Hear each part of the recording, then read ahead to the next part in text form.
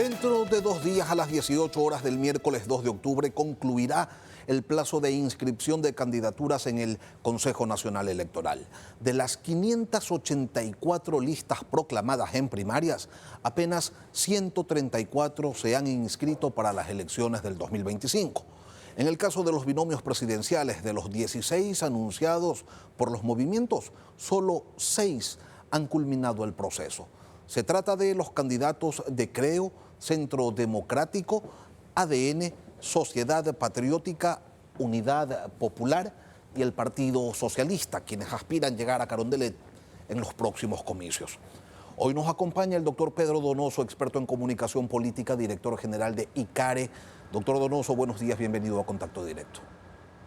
Hola Lenín, gracias por la invitación, atento a sus preguntas. El Ecuador es un país que hoy camina con apagones, que trabaja a medio gas, que tiene más costos, con los incendios, con las crisis agrícola y pecuaria, potenciada por la sequía que lo aflige, con problemas de liquidez y también de desempleo. Esta realidad, doctor, ¿cómo afecta, cómo reacomoda el perfil y la narrativa de los aspirantes que tenían en la inseguridad su bandera mayor, la carta primera y en algunos casos, pues, la más potente? Es súper interesante, digamos, el Ecuador cada vez es un laboratorio mayor de análisis político, ¿no? Porque se expresa finalmente el gatopardismo en todo lo que hace. ¿Qué quiero decir con esto? Que a pesar de que todo ha cambiado, es decir, una nueva legislatura, un nuevo presidente, los temas que se desarrollaban y se debatían en las elecciones del anterior año siguen siendo los mismos, ¿no? Y eso nos debe llamar muchísimo la atención. Es decir, no se ha resuelto, digamos, mayormente los principales problemas y nosotros estamos enfrentando, digamos, o ya hemos iniciado una campaña. Y como usted muy bien lo señaló, una campaña además desde la informalidad, porque digamos ya empezó la campaña, pero hay menos de un 25% de candidatos seguros, es decir, la papeleta que nosotros debatimos, que discutimos, no es la papeleta que tendremos finalmente que enfrentar y esto se verá a finales de diciembre. Pero la situación del país, doctor, la situación de hoy, ¿complejiza la elección o la vuelve más sencilla? Hoy no existe el ánimo para pensar pues, en problemas posmodernos, qué sé yo, en la digitalización del sistema educativo, en el futuro del modelo industrial, en los derroteros para destacar dentro de la región y ubicar al Ecuador en el mundo. Los problemas del país son otros. No hay agua, no hay luz. Y atender y resolver esos problemas básicos que golpean a la nación no son precisamente una tarea fácil. Yo creo que primariza el debate, pero no necesariamente facilita, ¿no es cierto?, la participación de los candidatos. ¿Qué quiero decir con esto? Que esto puede provocar otra vez que se cometan los mismos errores de distintos candidatos que ya se vieron en el 2023, que los discursos sean monotemáticos, por ejemplo, ¿no? Es decir, que hay un solo candidato que solo hable de violencia e inseguridad, que no se aborden otro tipo de aspectos, porque el Ecuador es un Ecuador con múltiples crisis y múltiples problemas dependiendo de la región. No es lo mismo hablar de violencia e inseguridad en la costa que hablar de violencia e inseguridad en la sierra, por ejemplo, ¿no? No es lo mismo hablar de desempleo en Quito que de desempleo, por ejemplo, en Cuenca.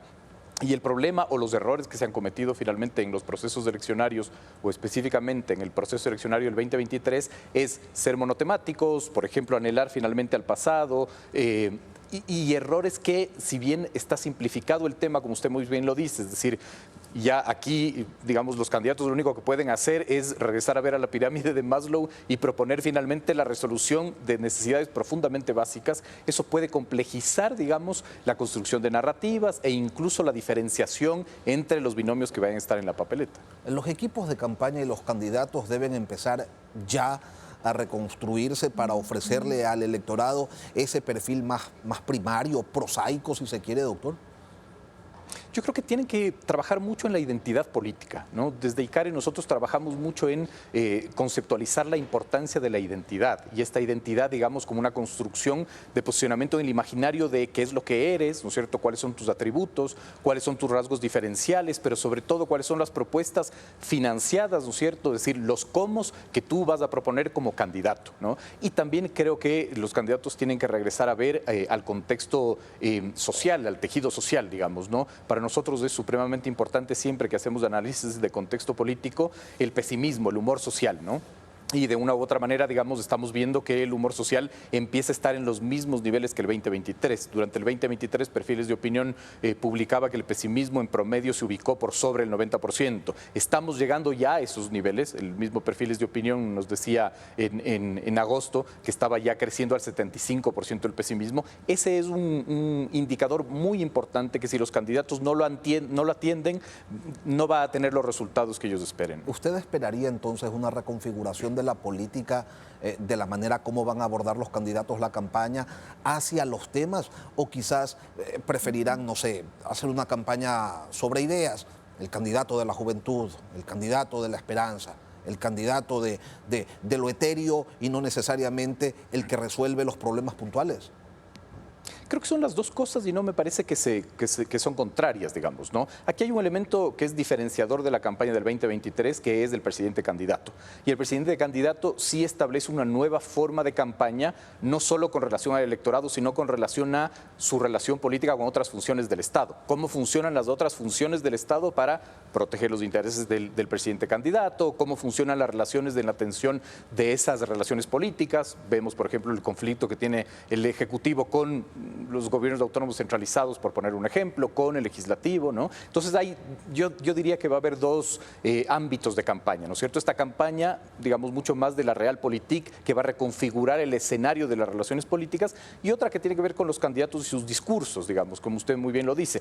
Creo que de todas maneras el componente no tangible, el componente conceptual estará, digamos, presente. Apelarán varios candidatos, me imagino, digamos, al tema de la esperanza, pero de una u otra manera podrá sobresalir quien plantee, digamos, más soluciones tangibles a estos problemas primarios que hemos abordado, ¿no? Y en ese ámbito de lo tangible, el tema de la seguridad pues no desaparece, pero empieza a compartir sitial con problemas básicos propios de un Estado precario. ¿Quién tiene allí más posibilidades de sacar ventaja? ¿Un candidato que desde el poder puede ejecutar acciones, o quienes expongan que en sus tiempos estas cosas no pasaban, aunque sí pasaban, o los nuevos que llegan unos con soluciones mágicas y otros con propuestas quizás más estructuradas? Es muy difícil determinar en un país como el Ecuador, ¿no? En donde además es un país de minutos. Es decir, volvamos a ver finalmente las elecciones del 2023. La elección del 2023 se definió 2 semanas antes, ¿no es cierto? Y hay un hecho que es fundamental que hay que poner sobre la mesa, que es la violencia como el gran elector también, ¿no?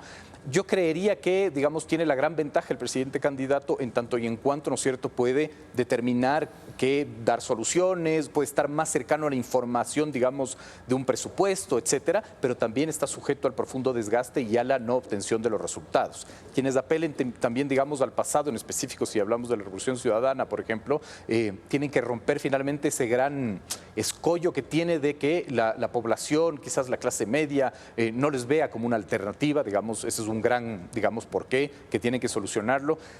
Creo que todo está muy difícil de descifrar y sobre todo faltando tanto tiempo, ¿no? ¿Y qué tan complejo cree usted, doctor, que le va a resultar al candidato presidente el replantear una estrategia que arrancaba parqueada en el tema de la seguridad y discursivamente se aproximaba al electorado joven con la idea de ser la generación que resuelve, pero en la práctica termina achicado ante los problemas más básicos y recitando la canción de que ojalá Diosito se apiade y llueva para que se termine la mitad de los problemas del país? Digamos, la complejidad del Ecuador también radica en la multiplicidad de visiones, ¿no? Como yo le decía, digamos, no es fácil empaquetar en el Ecuador, creo que en ningún lado, pero es más difícil empaquetar en el Ecuador. Por ejemplo, hablar de los jóvenes o, por ejemplo, el voto joven, que no es una categoría, digamos, electoral, ¿no? No existe el voto joven en sí mismo, hay jóvenes votando, que hay una multiplicidad de visiones en los mismos jóvenes, ¿no? Creo que el presidente candidato tiene quizás la ventaja de tener acceso a las cifras, como le decía, para poder tal vez georreferenciar o entender al electorado y que el electorado tiene distintas visiones y distintas necesidades. Es decir, no se puede hablar con un solo discurso al Ecuador entero. No hay un discurso one size fits all, digamos. Hay que especificar ese discurso. Ahora, claro, finalmente el presidente candidato va a tener que enfrentar, digamos, el desgaste de su propia gestión, tener que enfrentar también el ser responsable del aumento del pesimismo, por ejemplo, tener que ser responsable de las tensiones políticas que su ejercicio demanda o provoca o genera, ¿no es cierto? Y también va a tener que entender, digamos, cómo se mueve ese electorado que aún se mantiene, digamos, en altos niveles de indecisión, de acuerdo a las últimas encuestas, ¿no? Usted hacía referencia a lo emocional. Ese sentimiento de impotencia que acompaña a la ciudadanía en este camino oscuro que hoy se transita, ese hartazgo, ¿hará de esta una elección más emocional todavía, doctor? ¿O podría terminar generando precisamente lo contrario, la búsqueda de una propuesta que le suene viable y de respuestas rápidas a sus problemas? Yo siempre cito a Mario Riorda, que es este consultor político argentino, que dice: las elecciones de Latinoamérica son referéndums emocionales, ¿no? Hoy más que nunca creería yo que, digamos, las emociones, lo intangible, ¿no es cierto?, el miedo, son movilizadores o incluso inmovilizadores que marquen finalmente la campaña. Yo creo que esta va a ser una campaña profundamente emocional, profundamente ligada, digamos, a esta lógica del crecimiento de pesimismo, y eso está conectado. Y cuando se va a votar con el corazón en la mano, popularidad no es gestión. Totalmente de acuerdo, digamos. Y ahí no solo es con el corazón en la mano, sino con el miedo en la papeleta, que creo que es el que puede marcar finalmente lo que determine el resultado de este proceso eleccionario, ¿no? Pedro Donoso, experto en comunicación política. Doctor, gracias por acompañarnos hoy aquí en Contacto Directo. A usted muchas gracias.